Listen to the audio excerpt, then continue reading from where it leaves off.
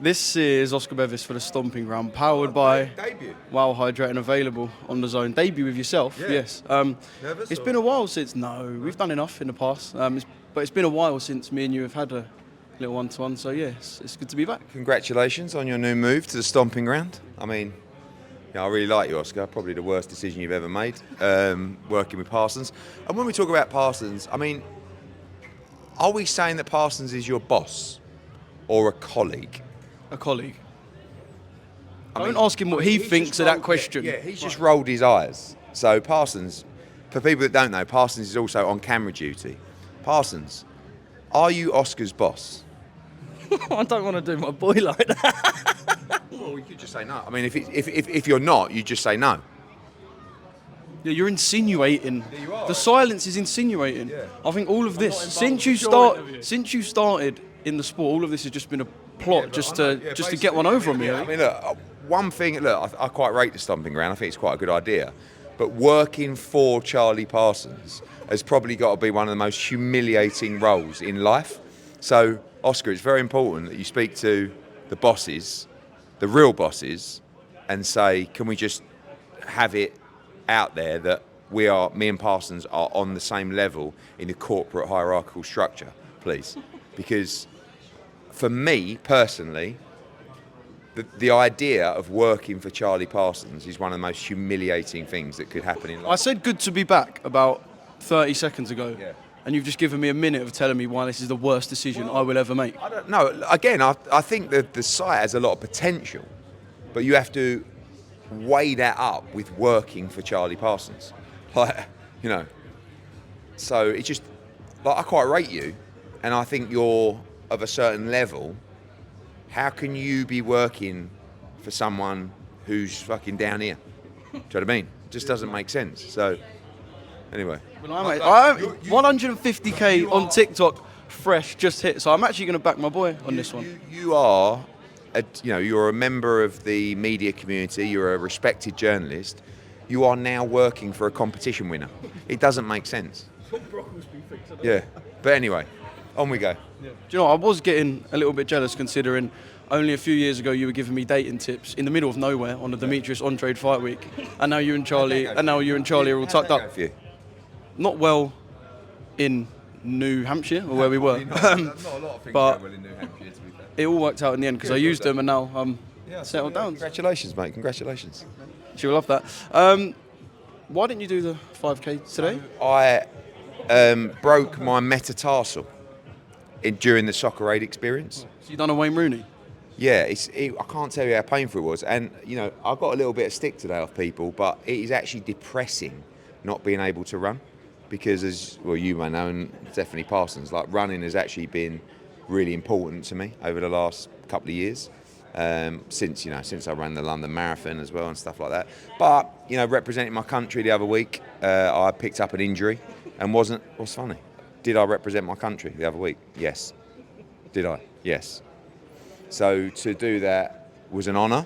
But in doing that, you have to come through injuries and, you have to make sacrifices. One of those sacrifices was my metatarsal. It is now healing. And I can't wait to be back running. I will forever be jealous that you got to share a football pitch with Eden Hazard, Joe Cole and Michael Essien and played a bit like Michael Ballack, I reckon, in the midfield. I was up more like a sort of aging. Oh, what is that? Just because you were lagging on the halfway? Like an aging Niall Quinn. You probably don't remember him. Tony Cascarino. You say that you were jealous of them people playing with me, but probably if you asked them, they'd probably say the same. I mean, they got to share the picture with me, didn't they? So, true David Brent style. Lucky buggers. Who's going to be sharing the inner ring with you tonight, Mr. Ben Shalom? Yeah, I believe he's coming. Yeah, I mean, he should. Frank said there was a lack of communication, which probably highlights further problems. But he said he asked and got nothing. Someone asked me in a interview about 3 days ago, saying, "Oh, Ben Shalom's coming." I said, "Well, no one's been in touch." And then after that interview, they did get in touch. Always welcome. Obviously, it's a big fight for him. I know they haven't really mentioned it, the fight across Boxer and Sky, but they have a fighter in the main event tonight, and obviously it's up against a matchroom fight. It's a really good fight. I think Tyler Denny's probably the slight favourite, in all honesty, although I think Felix is the better boxer, but that's kind of like irrelevant. Been out the ring for a long time, and he's got to prove himself tonight. So it's a brilliant fight, as is Conor Walker against Lewis Crocker. Fantastic fight. Shannon Ryan in a great fight. Cameron Bong in a great fight. Hamza Uddin.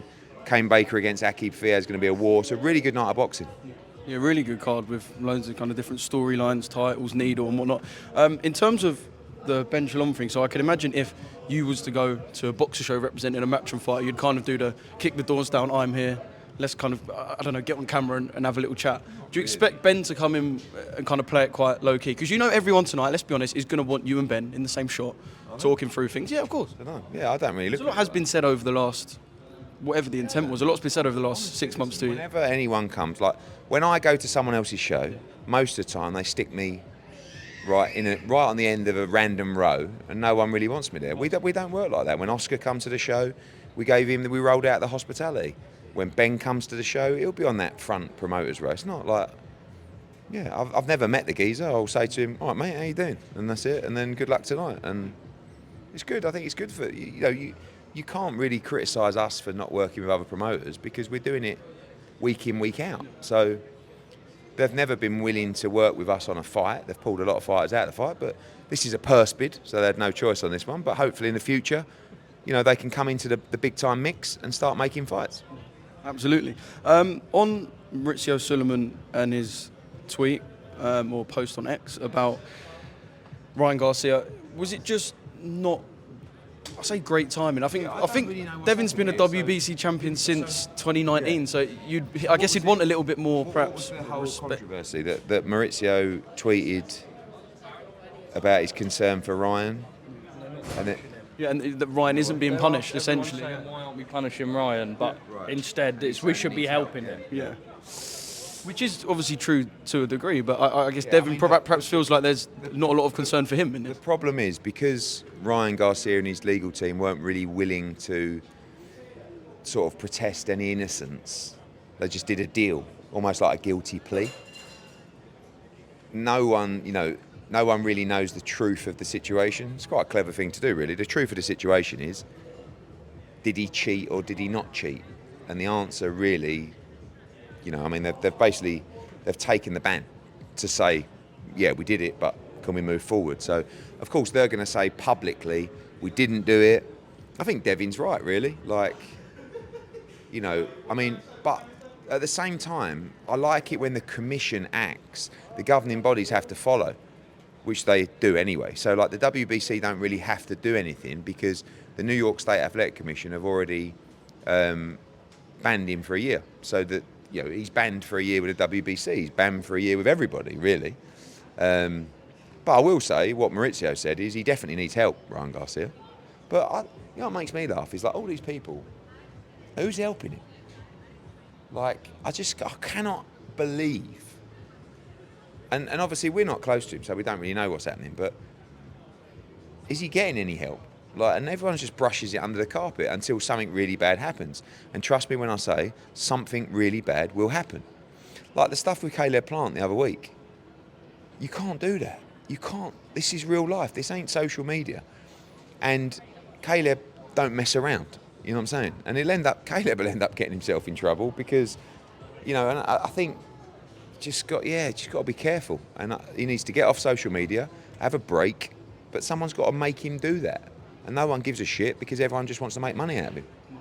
Was Devin right to say that it was unfair for the WBC to put the Sandor-Martin fight out there for purse bids when what he calls is he's suffering from the damages? Not really. I mean, at the end of the day... Sport's got to move, I suppose. He had a fight. Yeah. He lost on points. We found out that Ryan Garcia was taking performance-enhancing drugs. So the fight was a no contest. But luckily for Devin, in a way, he didn't get stripped in the first place. Well, not stripped, but lose the title. Because most times it becomes vacant. So they gave him that benefit. Sandor Martin's been waiting. He stepped aside for that fight. We're now at the end of June. The fight took place in April. What do you want to do?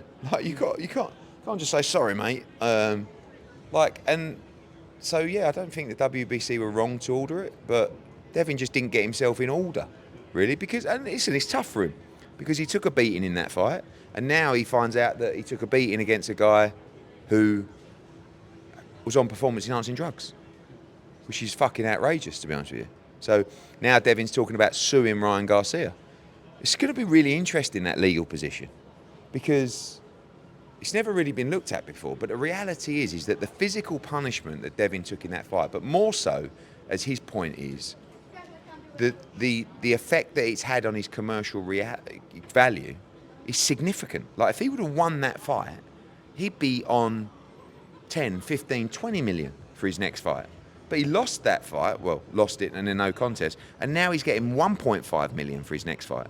So it's actually quite a valid case and point, but listen, that's nothing to do with me. But it'd be interesting to see how it plays out. Yeah, I asked this to Frank yesterday.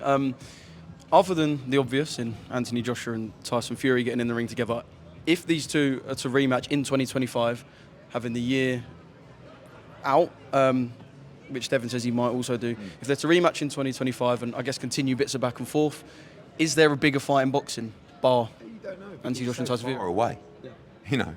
Like right now, if they the hype die down in that year, or one of them may never fight again.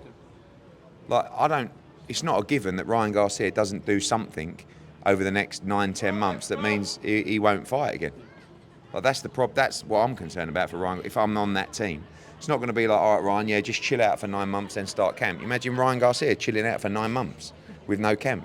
You know. So yeah. One final one, Conor Benn. What's the latest?